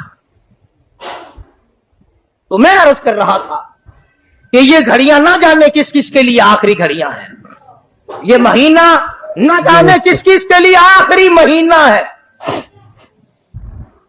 ابھی رمضان المبارک سے 2-4 دن پہلے ادھر جلال پور کی طرف ایک کشتی میں 45 مرد، بچے، عورتیں زیادہ بھر گئی، شادی کے لیے جا رہے ہیں، گھروں کو جندرے مار کے گئے، شام کو آ کے کھول لیں گے، خدا کی قسم جندرے کھولنے والے آج تک واپس نہ آئے، لاشیں نہ ملی، بچوں کی لاشیں نہ ملی، عورتوں کی نہ ملی۔ انہیں کیا پتا تھا کہ شادی نہیں، بربادی ہونے والی ہے۔ یہ جو روزہ نہیں رکھتے نا، ان کا اللہ پر ایمان نہیں، ان کا محمد مصطفیٰ صلی اللہ علیہ وسلم کی ذات پر یقین نہیں۔ اگر یقین ہو یہ اس طرح کھاتے پیتے پھریں، رمضان کا روزہ جھوٹ بولے، رمضان کا روزہ کوئی مسلمان کا بیٹا رشوت وصول کر لے، ہرگز ایسا نہیں ہو سکتا۔ رمضان کا مہینہ اور کم تولتا رہے، رمضان المبارک کا مہینہ اور کم ناپتا رہے، رمضان المبارک کا جنتی مہینہ اور دھوکہ دے فریب کرے. یہ تو جنتی مہینہ ہے، جنت بناؤ. دوزخ اللہ پاک نے بند کر دی، اپنے اوپر جہنم کو حرام کرنے کی کوشش کرو. ارے بند ہو گئی تو اسے بند ہی رہنے دو. پھر لوگ کہتے ہیں کہ جی دیہڑیاں نہیں لگتی، پھر بچوں کو کہاں سے کھلائے؟ اس کا مطلب تو یہ ہوا کہ بچوں کا خدا تو ہوا نا، بچوں کو پالنے والا تو ہے، ان بچوں کا پیٹ بھرنے والا تو کب سے بن گیا؟ خدا کا قرآن سن، فرمایا بلا تقتلوا اولادکم خشیۃ املاق نحن نرزقکم وإیاہم. اپنی اولاد کو قتل نہ کیا کرو، اپنی اولاد کو دیکھ کر تنگ نہ ہوا کرو. ان کا کپڑا کہاں سے لاؤں، ان کے لیے روٹی کہاں سے لاؤں، ان کا خرچہ پورا کیسے کروں؟ اللہ پاک فرماتے ہیں مجھے اپنی کبریائی کی قسم، ان کو تجھے بھی روزی ان معصوم بچوں کے صدقے میں مل رہی ہے. نحن نرزقکم وإیاہم. تیرا عمل، تیری کرتوت، تیری بدعمالی، تیری روح سیاہی اس قابل کہاں ہے کہ تجھے پانی کا گھونٹ دیا جائے، تجھے روٹی کا ٹکڑا دیا جائے. فرمایا مجھے اپنے مالک کائنات ہونے کی قسم ہے، مجھے اپنی بے نیازی کی قسم ہے، مجھے اپنی خدائی کی قسم ہے، یہ چھوٹے چھوٹے بچے، یہ بے گناہ، یہ معصوم جو تیرے گھر میں رہتے ہیں، ارے ان کی وجہ سے تجھے روٹی مل رہی ہے، ورنہ تجھے تو میں مٹی چٹانے کو بھی تیار نہیں. تو پھر بندہ خدا کیسے بنا؟ پالنے والی ذات خدا کی ہے، بندہ نہیں ہے. چلو اگر یہ بھی سوچا کہ یار ایک مہینے کی آمدنی اگر نہ کی تو کمی ہو جائے گی، تمہیں کیا خبر، اگر ایک ذرا سا رگڑا لگ گیا بیماری کا تو ڈاکٹر تو سارے مہینے کے پیسے ایک چکر میں لے جائے گا. توبہ توبہ توبہ.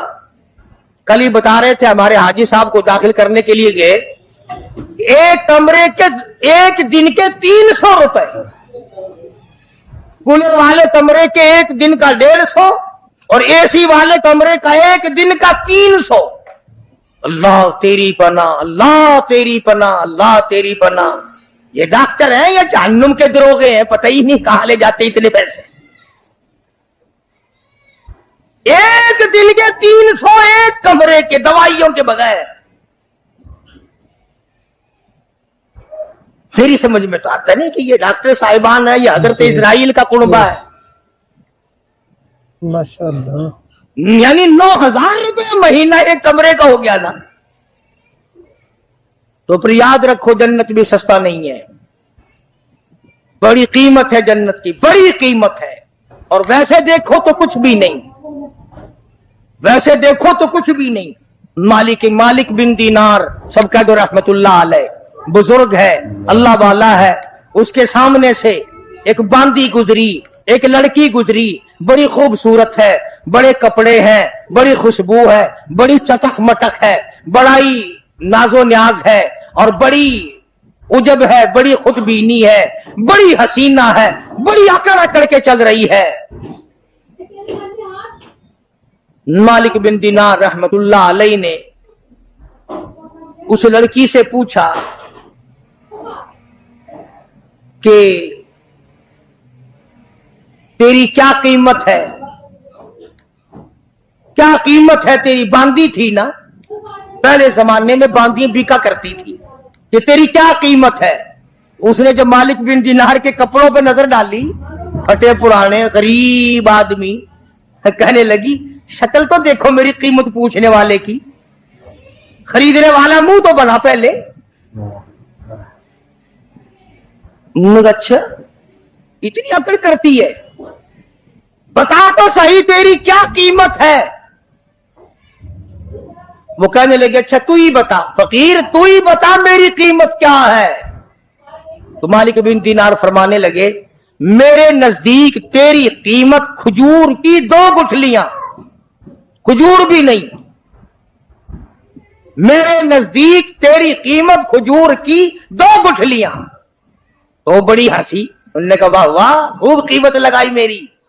ذرا آؤ تو صحیح میرے مالک سے میری قیمت پوچھنا جس کی وہ باندھی تھی. اس نے سوچا چلو میرا مالک 2 گھڑی ہنسے گا, دل لگی ہوگی, مذاق ہوگا. مالک بن دینار کو فقیر سمجھ کے ساتھ لے گئی اور وہاں جا کے کہنے لگی اپنے مالک سے کہ ذرا اس سے میری قیمت پوچھنا. نے کہا بھئی فقیر کیا قیمت ہے اس باندھی کی؟ انہوں نے کہا جی کھجور کی 2 گٹھلیاں. انہوں نے کہا اتنی کم قیمت کیوں؟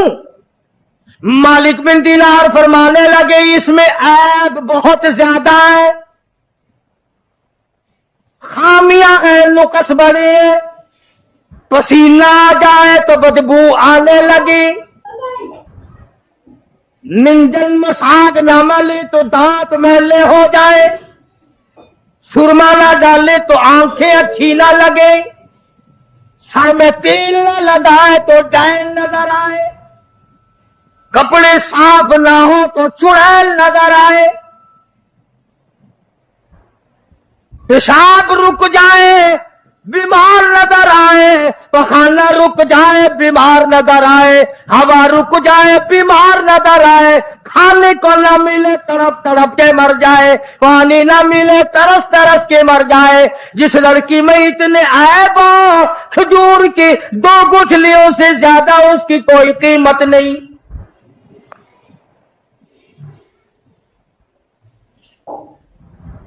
مالک بن دینار رحمت اللہ علیہ سے وہ کہنے لگا اس باندھی کا جو مالک تھا, انہوں نے کہا پھر یہ تو ہر عورت میں عیب ہے, ہر عورت پخانہ بھی کرتی ہے, پیشاب بھی کرتی ہے, ہوا بھی خارج کرتی ہے, پسینہ بھی آتا ہے, تھوکتی بھی ہے, کھانے کو مانگتی ہے, پینے کو مانگتی ہے, پہننے کو بھی چاہیے. کوئی ایسی عورت بھی ہے جو یہ ساری چیزیں مانگے ہی نہ؟ مالک بن دینار رحمت اللہ علیہ فرمانے لگے ہاں میرے پاس ہے, نہ تو اس سے کپڑا مانگے, نہ کھانے کو مانگے, نہ پینے کو مانگے, نہ مساگ مانگے, نہ سرما مسی مانگے, نہ میک اپ کا سامان مانگے, نہ کپڑا مانگے, کوئی شاید اس سے نہ مانگے. نہ نیند آئے, نہ بیمار پڑے, نہ ڈاکٹر لانا پڑے, نہ حکیم لانا پڑے, کوئی بلانا بھی نہ پڑے. مالک بن دینار کہتے ہیں میرے پاس ایسی عورت ہے نہ تیری موت آئے نہ اس کی موت آئے, نہ جدائی کبھی بھی ہو.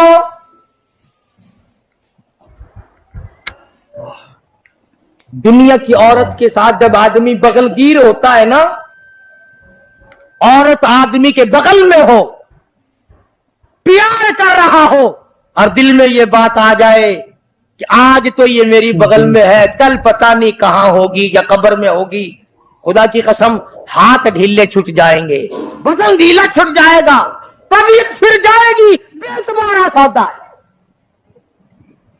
تو اس باندھی کے مالک نے مالک بن دینار رحمت اللہ علیہ سے پوچھا کہ اس کی قیمت بتا پھر کیا ہے جو عورت پسینہ نہ آئے, نہ کھانے کو مانگے, نہ پینے کو طلب کرے, نہ لباس لانا پڑے, نہ ڈاکٹر حکیم کی ضرورت پڑے, کوئی چیز نہیں. تو مالک بن دینار رحمت اللہ علیہ فرمانے لگے اور لوگوں اس عورت کی قیمت جنتی حور کی قیمت پچھلی رات ہو, رمضان کا مہینہ ہو, تہجد کا وقت ہو, 2 رکعت نماز اس کی قیمت ہے.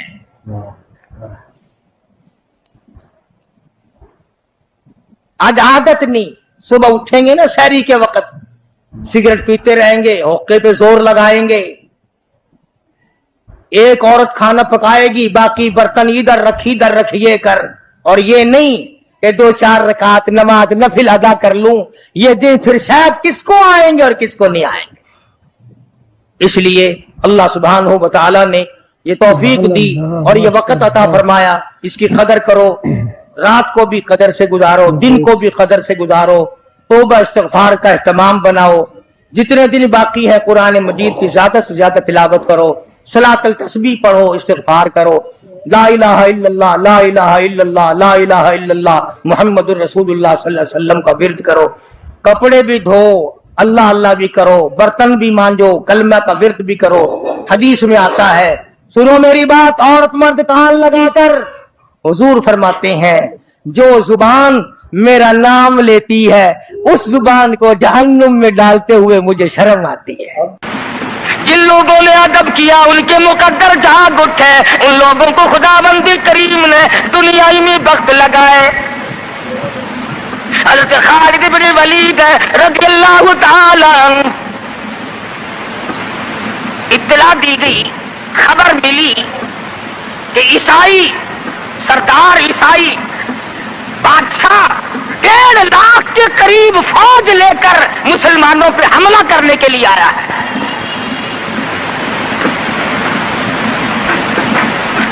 حضرت خالد بن ولید رضی اللہ تعالی عنہ کو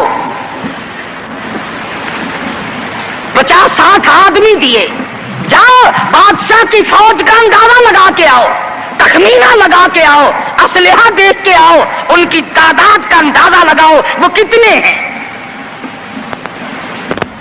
حضرت خالد بن ولید رضی اللہ تعالی عنہ چند صحابہ کرام کو ساتھ لے کر کے پہنچے۔ عیسائی بادشاہ کو پتہ چلا، اس نے حضرت خالد بن ولید رضی اللہ تعالی عنہ کو بلایا اور کہنے لگا کہ دیکھو جنگ اچھی چیز نہیں ہے، ہم سے صلح کر لو، ہم سے صلح کر لو۔ حضرت خالد فرمانے لگے صلح میں دیر کیا ہے، قول لا الہ الا اللہ محمد الرسول اللہ صلی اللہ علیہ وسلم، کلمہ پڑھ، مسلمان بن جا، میرا بھائی بن جا، جنت کا حقدار بن جا، میرے نبی کا غلام بن جا، اللہ کی توحید کا ماننے والا بن جا، ابھی تمام باتوں میں صلح ہو جائے گی۔ وہ کہنے لگا بڑا جلدی کلمہ پڑھا ہے، جیسے میں اکیلا بیٹھا ہوں، تو نے میری فوج دیکھی ہے؟ 1.5 لاکھ فوج لے کے آیا ہوں، کھا جائے گی میری فوج تمہیں۔ کلمے پڑھا رہا ہے۔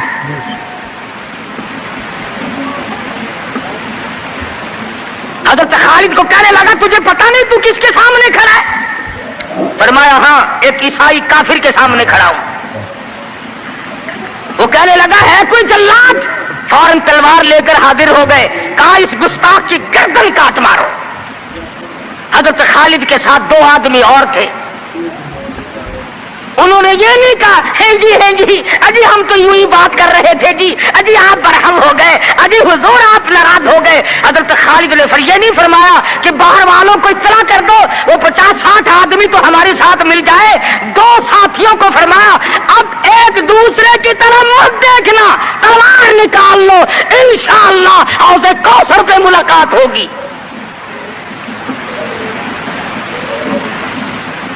3 آدمی 1.5-2 لاکھ کے مقابلے میں ٹکرا گئے۔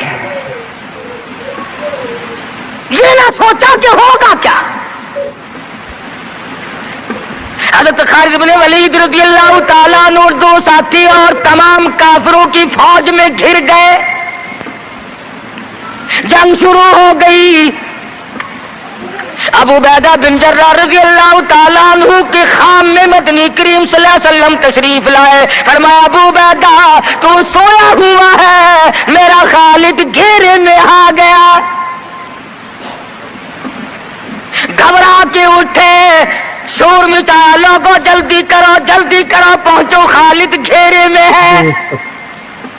حضرت خالد کی بیوی ام تمیم سنتی ہے، کہنے لگی نہیں مجھے یقین نہیں آتا، میرا خالد گھیرے میں آنے والا نہیں، آ ہی نہیں سکتا۔ گھر میں کھڑی ہو کر چاروں طرف نظر مارتی ہے، دیکھتی کیا ہے؟ وہ ٹوپی جس میں امام الانبیاء محبوب کبریا حضرت محمد مصطفیٰ صلی اللہ تعالی علیہ وسلم کے منہ مبارک رکھے ہوئے تھے، وہ بھول آئے۔ ام تمیم کہتی ہے خالد تو ضرور گھیرے میں آ گیا، تیری ٹوپی یہاں رہ گئی۔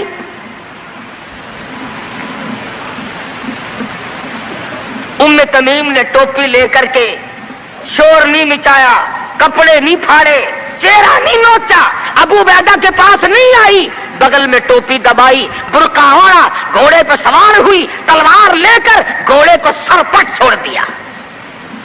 صحابہ دیکھ رہے تھے، ارے یہ کون ہے؟ یہ کوئی جاسوس معلوم ہوتا ہے، اسے پکڑو۔ صحابہ نے گھوڑے دوڑائے، گھیرے میں لے لیا، پوچھا برقع پوش تو کون ہے؟ کہنے لگی نہ چھیڑو، خالد کی بیوی ام تمیم ہو۔ تو کہاں چلی ہے؟ کہنے لگی میرا خالد گھیرے میں آ گیا، ٹوپی گھر پہ بھول گیا، وہ پہنچانے چلی ہوں، ہمیں دے دے ہم پہنچا دیں گے، تو عورت ذات ہے۔ کہنے لگی خالد کی جو قدر میں جانوں تم نہیں جانتے، جان دے دوں گی مگر ٹوپی کسی کو نہ دوں گی۔ نکل پڑی، آ کے دیکھا تلواریں چل رہی ہیں، گاجر مولی کی طرح آدمی کٹ رہے ہیں، حضرت خالد بن ولید بیچ میں ہے۔ ام تمیم نے تلوار نکال کر چلانی شروع کر دی، گاجر کی طرح لوگوں کو کاٹ مارا۔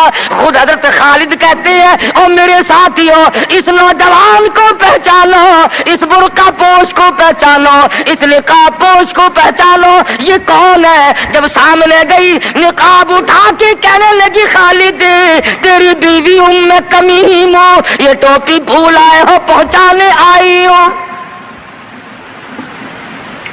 اور کراچی کے مسلمانوں تم نے کبھی سوچا نہیں خالد کے سر پہ نبی کی ٹوپی نہیں جس میں نبی کے بال رکھے ہوئے تھے، وہ گھیرے میں آ گئے۔ آج تیرے پاس قرآن نہیں، تو گھیرے میں ہے۔ وہ ٹوپی گھر پہ بھول آیا تھا، تو قرآن کو مسجد میں قید کر کے آیا، آج تو کفر کے لرزے میں پھنسا ہوا ہے، تو گھیرے میں ہے، تجھے کوئی نہیں نکال سکتا اللہ کے قرآن کے سوا۔ تم کتنی عسکری طاقت بڑھاؤ، تم تعداد بڑھا لو، تم چھوٹے بڑے زور لگاؤ، کتنی تم کوشش کرو، خدا کی قسم جب تک تم اللہ کا قرآن لے کر کے نہیں بیٹھتے اس وقت تک تمہارا گھیرا نہیں ٹوٹ سکتا۔ اب پتا چلا اسے کہ صبح سے میں تو پرانے پپی کے پیچھے پھر رہا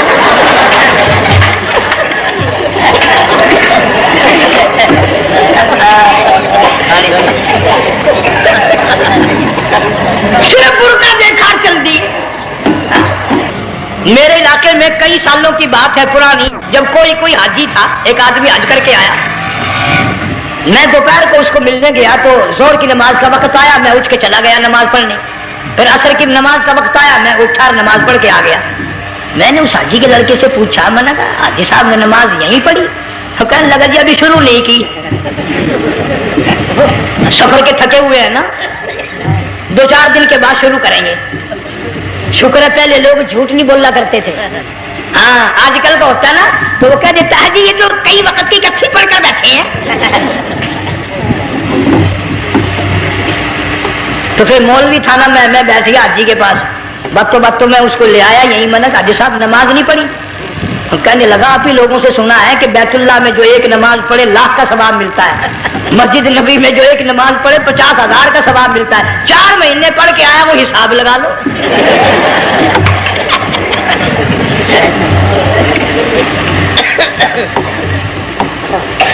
مسائل سیکھتے نہیں، ارکان اور آداب بیت اللہ کے سیکھتے نہیں۔ ڈی سی کے دفتر میں اگر جانا ہو کئیوں سے پوچھے کیسا جاؤں، کس طرح درخواست دوں، کیسے کہوں، کیسے کھڑا ہوں، کیسے بیٹھوں، کیا عرض کروں، اور اللہ کے دربار میں ہم جاتے ہیں اور سیکھ کرنے جاتے ہیں، یہ خوف نہیں کہ اگر بے ادبی ہوگی تو مارا جاؤں گا۔ اللہ تبارک و تعالیٰ جل شانہ نے اسماعیل علیہ السلام کی نرم و نازک ایڑیوں سے بنیاد ڈال کر خانہ کعبہ کی اللہ نے ہمیں یہ کعبہ دیا، گناہوں کی معافی مانگنے کے لیے وہاں جاؤ، اللہ تبارک و تعالیٰ کے دربار میں حاضر ہو کر مانگنے کے لیے یہاں جاؤ۔ ارشاد فرمایا مدنی کریم صلی اللہ تعالی علیہ وسلم نے جو آدمی صحیح ارکان حج کے ادا کر کے واپس جاتا ہے اس طرح واپس آتا ہے گویا آج ہی ماں کے پیٹ سے پیدا ہوا۔ پہلے لوگ یوں ہی حج کیا کرتے تھے، یوں ہی قربانیاں کرتے تھے، اب تو ہر چیز کی لوگ آسانی تلاش کرتے ہیں۔ پچھلے بقرعید کے موقع پر ہمارے مسجد میں ایک آدمی